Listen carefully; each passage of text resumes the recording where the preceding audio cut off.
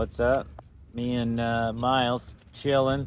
We're having an asset manager meeting for the Jefferson Reserve. Yep. Doing some move-ins today. Got the first building online. Occupancy yesterday. Feldco sure likes to cut her tight. Yesterday morning, occupancy delivered. Today, move-ins. That's insane. Right. And 6 move-ins. 6 move-ins. Got move-ins over the weekend. Over half pre-leased.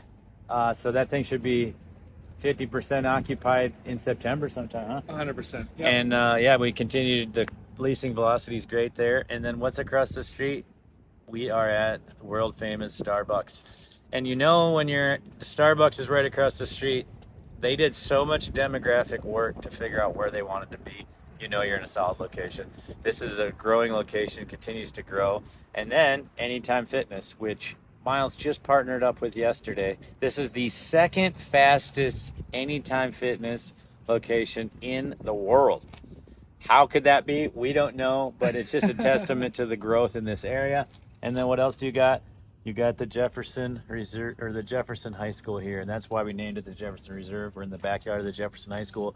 This is the most sought after high school, as well as it's the newest high school in Sioux Falls. Didn't they win the football championship last year? I think so. All the athletes are going there. So Yeah. they're kind of all the athletes teamed up and go to this school. Not all of them, but a majority of them. And they're also building brand new elementary and middle school, or I don't know how it works. Some cave through whatever they've got going on. But there's 2 more schools right in the backyard. There's a neat trail system.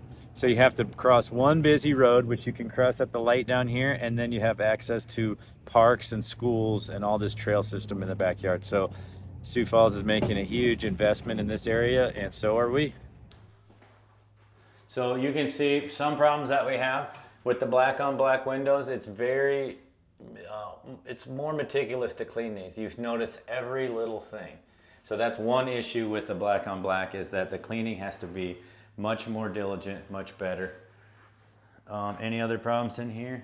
No. Oh, here you can see. Here's a little problem. We had an issue with the drywall. So this is punch list stuff, but this stuff is tedious. This is something you have to fix before you rent it. No matter how high quality the unit is, when people see that, they just gives them a low quality feel. So you have to fix that. Same with this. Like this needs to be cleaned. So this all goes on the list. And so this you don't see when you have white windows. So you just have to be a little more meticulous when you clean.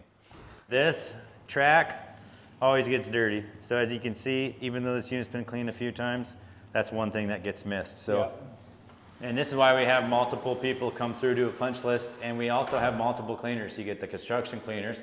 They come in. This thing looks perfect to them because they were cleaning it up when it was a complete disaster. But now a tenant's expectation of cleanliness is different. So now we bring in a property management cleaner. Right. So those 2 levels of cleaners really help to eliminate issues with the tenant. We're here with Hunter at Jefferson Reserve, and he's the one moving everyone in today. How's the move-ins going?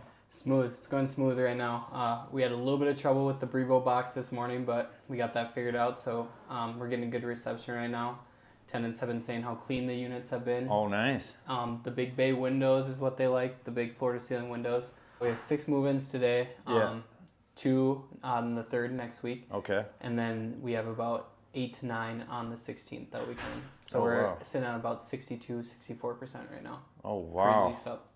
And then you're still showing this too now? We have a showing here in about 30 minutes, actually. Oh, wow. That's Nice. So you guys are staying busy. Yep. So we're walking one of the units at Jefferson Reserve, and immediately what I'm reminded of is walking one of our units at Briarwood Reserve. There's a lot of the same finishes, a lot of the same design work.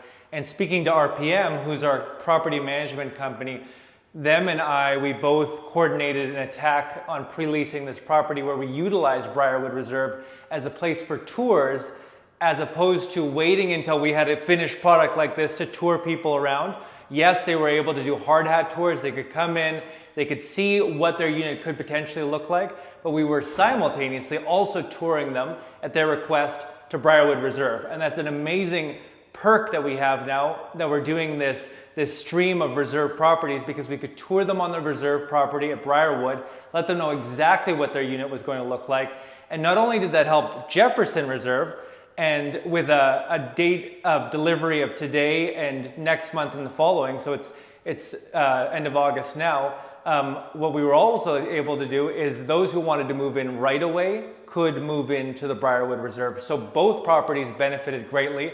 That's the reason why building 1 at Jefferson Reserve is over 50% occupied, or pre-leased, pardon me, because we were able to do that. We were able to showcase a finished product with the other properties we have in the city. And the more reserve properties we release, the more able we're going to be able to do that. So wonderful situation, evidenced in the data. We love sharing the numbers with you all, and looking forward to sharing more.